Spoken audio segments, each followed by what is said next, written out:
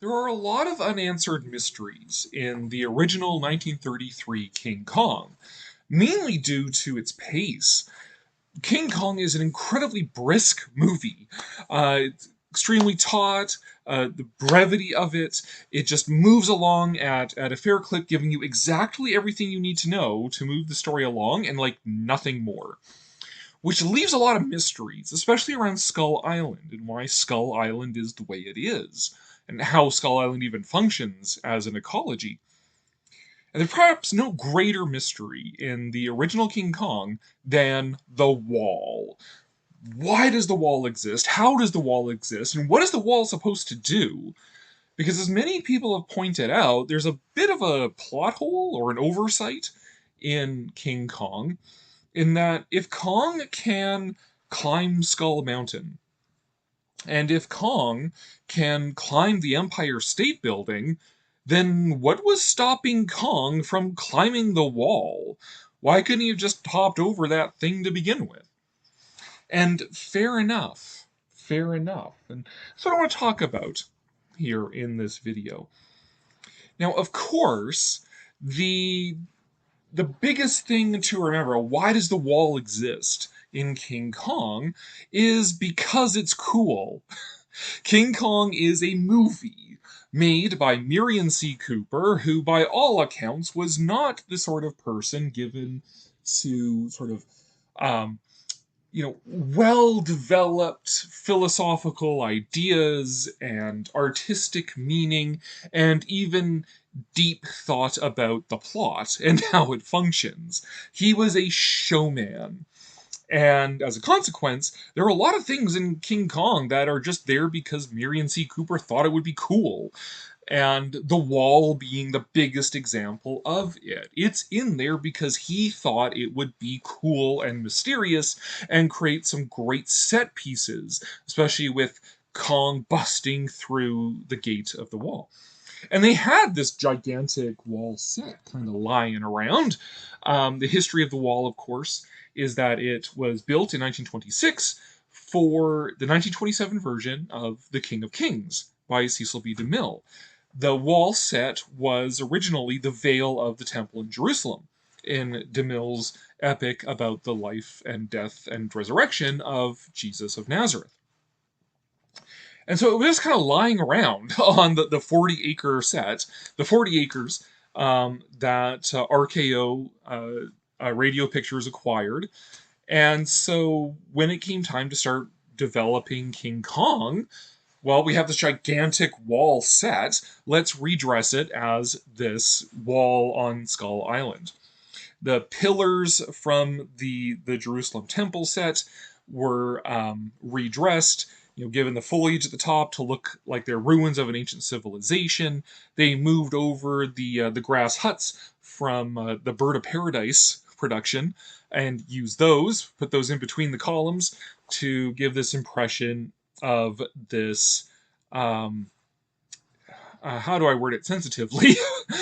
But this civilization that has sort of declined from the builders of these great monumental pieces of architecture to people living in these grass huts, who are sort of maintaining this tradition of relationship with Kong, and um, uh, maintain the sacrifices to Kong and that sort of thing, barely maintaining the functionality of the gate itself.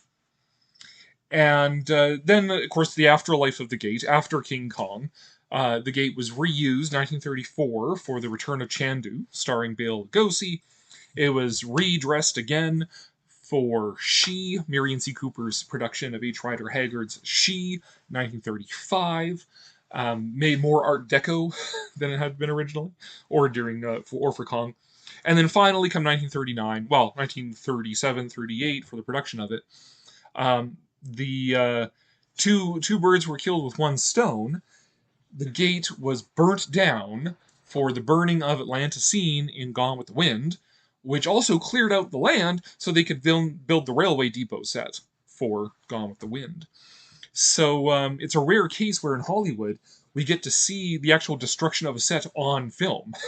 And the gate, King Kong's gate, the veil of the temple in Jerusalem, for King of Kings, went out in a literal blaze of glory, entertaining the masses and inspiring awe and wonder and horror in an audience as the burning of Atlanta in Gone with the Wind, one of the greatest movies of all time. So it got to be in like two of the greatest movies of all time, greatest sound movies, and one of the greatest silent movies of all time as well. So not a bad pedigree for The Wall. So that's sort of the real reason why The Wall is there is that it was cool. And Miriam C. Cooper thought it was cool, and they had this thing lying around. It looked pretty awesome. And so let's use The Wall. But if we are nerds for the plot of the movie as well, the internal world of King Kong as a movie, not just nerds for the movie itself and the background of the movie, the cinematic history of it. Well, we want to fill in that plot hole, right? We want to know, why is the wall there? Who built it? Why did they build it? And how is it supposed to keep out Kong? And there's a couple of possible answers to that question. As presented on screen, it would appear like its purpose is to keep out Kong. But then again, Kong, he can climb all these other things. Why can't he just climb the wall? So what is keeping him on that side of the wall? What is the partition there for? Again, thematically, the wall is the partition between our world and Kong's world, between the modern day and prehistory. We do this big voyage from the height of modernity in New York City, across the ocean, past the known world, past Indonesia, into the Indian Ocean, beyond Sumatra and beyond Indonesia and all this stuff. And we go to some mysterious island. At the base of the wall is this village of indigenous peoples. And that's sort of meant to be the last outpost of civilization, because beyond the wall is the prehistoric, the primal. That is the domain of Kong and the dinosaurs. That is where no man dares to go, right, until this boatload of dumb white people decide to go over there. So what, other than thematically, what is the practical purposes the wall serve? And I don't think the wall itself was meant to keep out Kong. What keeps out Kong is actually the sacrifice. It's the bride of Kong that keeps Kong out. And there's lots of different readings of the bride, and people pointing out that we're not ever shown Kong killing a bride, right? The only bride we actually ever see firsthand is Fay Wray, who he kidnaps. I've heard some readings, like Quentin Tarantino's interpretation of what's going on is that, the original bride sacrifice that we were going to see was she was pliant and she wasn't even scared, and maybe Kong just always abducts the brides, doesn't actually kill them. I don't think that bears out. I don't think she was not afraid. I think she was just resigned to it because she's familiar with the ritual, in the same way that in so many other sort of tropical escapist films of the 1920s and 30s, mostly the sacrifice is resigned to being sacrificed. They're sacrificed to a volcano, mostly being sacrificed to a volcano. Bird of Paradise, the plot revolves around the fact that Dolores Del Rio is a sacrifice to the volcano, and otherwise she would be resigned to that, except she meets dreamy Joel McCrea and wants to run off with him. So, the bride of Kong, in the original Bride of Kong in King Kong, is just resigned to the fact that she is going to die. She is a sacrifice to the god of the island, which in this case is not a volcano, it's a giant monkey. And I think it's the sacrifice that keeps Kong out of the village, right? The humans are in their space, Kong's in his space, and he stays in his space because of this ritual act of sacrificing these brides to him. And that keeps him where he is, and that smooths out the relationship between the humans and Kong. And it's when the crew of the Venture, when they violate that contract, when they go and get Fay Ray back, when they get Andero back and bring her back, that's when Kong violates the contract. In his mind, the contract's been violated already, right? He had his bride, and they came and they took her back, so now he's going to go back and get her, and he's violating that line of separation between the people and the prehistoric. And he comes rampaging through and destroys the village and kills a whole bunch of people trying to get Anne back. That's the contract. So I think it's not the wall that keeps Kong out, it's the sacrifice and the understanding of what this sacrifice means, the contract involved.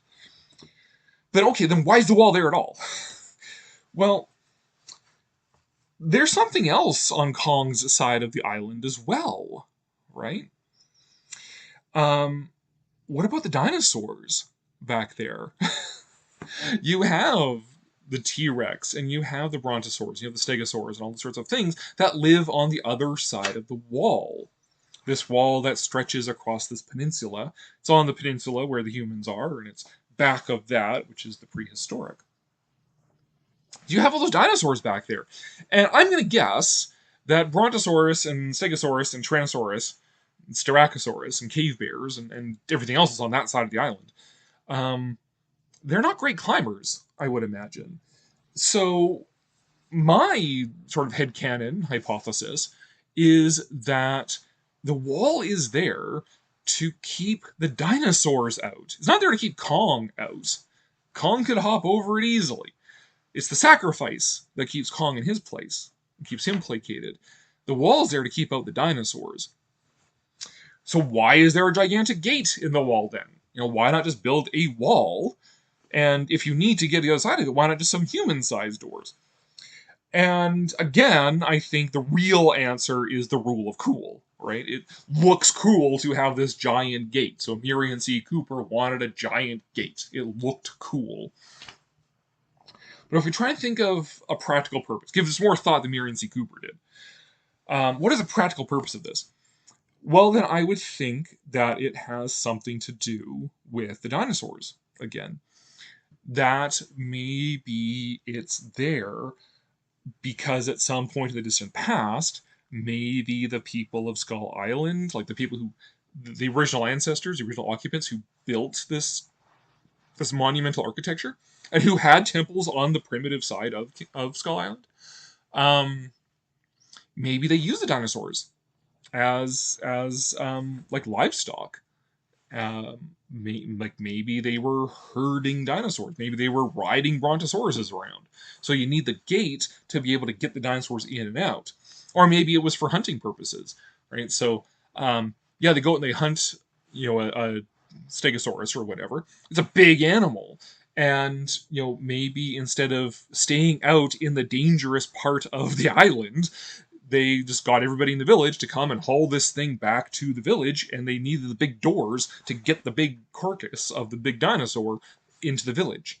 Close up the doors again. Lock it down. Now they're safe, right? The other dinosaurs aren't going to attack them while they're trying to, rend and process the carcass of this dinosaur that they've hunted. That would be my hypothesis. That is probably the gate. The wall is there to keep out the dinosaurs. The gate is there so that they can haul back dinosaur carcasses and get them through a giant door and into the village, so then they can process them. And that is actually the sacrifice of the bride. That's what keeps Kong on his side of the wall and not coming into the village. And then when that's all violated, when they get Fay Ray back, then that's when Kong violates it and he comes into the village. And busts down the door, which he didn't have to do. He could have just climbed over it. But, it's more dramatic when he's busting through the door like that. And this hypothesis is the one that is more or less used by Joe DeVito in the King Kong of Skull Island franchise, which is the one from which the Mezco action figure is derived, and the 3D, the VR game. If you've seen that at arcades, we're blessed to have one here in Calgary. And the in development hell, Disney Plus King Kong TV show. It's all based on the King Kong of Skull Island franchise. And in the Kong King of Skull Island book, Joe DeVito actually posits more or less this origin story for the wall. taken an extra step in saying that the inhabitants of Skull Island, the ancestors of the current Skull Islanders, and and the Kongs, plural, were originally partners. They came to the island together, and the Kongs built the wall, and so the door exists so the Kongs can go in and out, because originally they had that healthy relationship, the people and the Kongs, and it was only over time that that relationship degraded, and King Kong is the last Kong left, and all that sort of thing.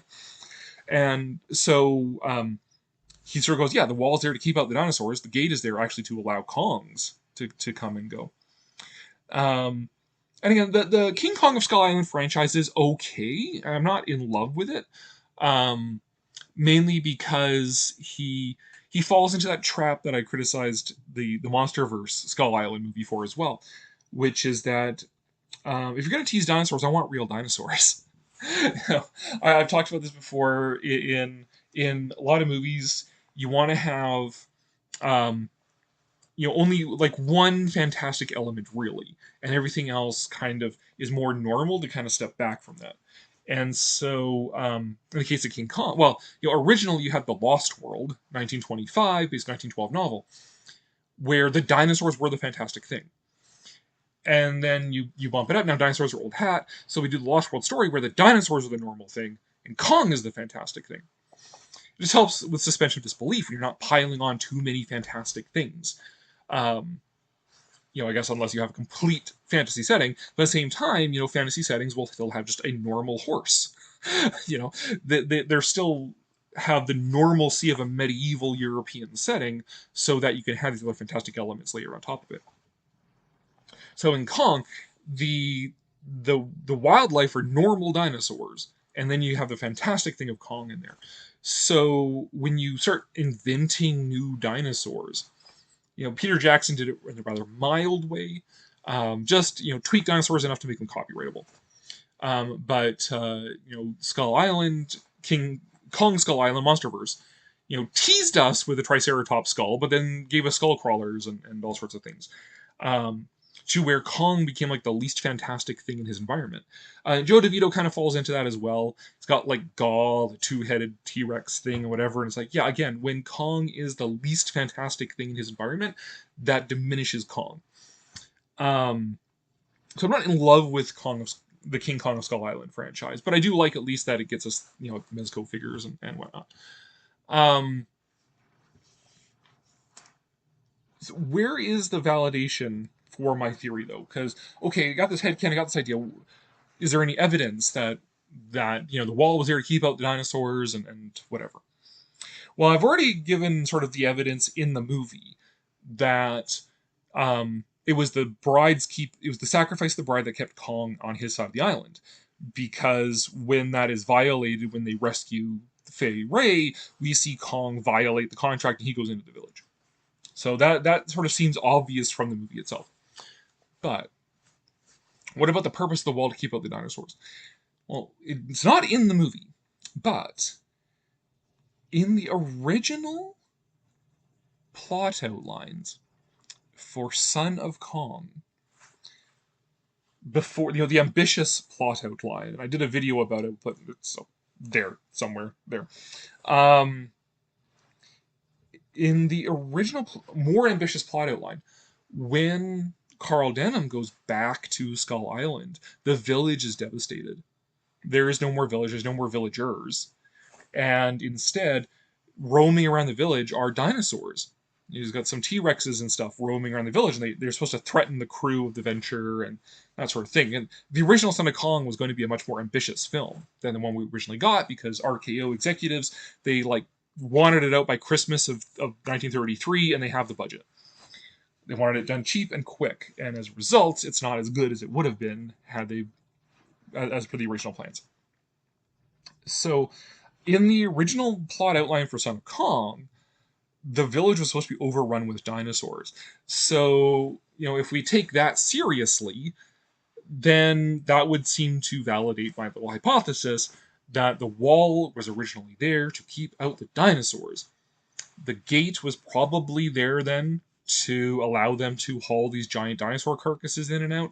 Maybe originally, the original monument builders were using dinosaurs as livestock.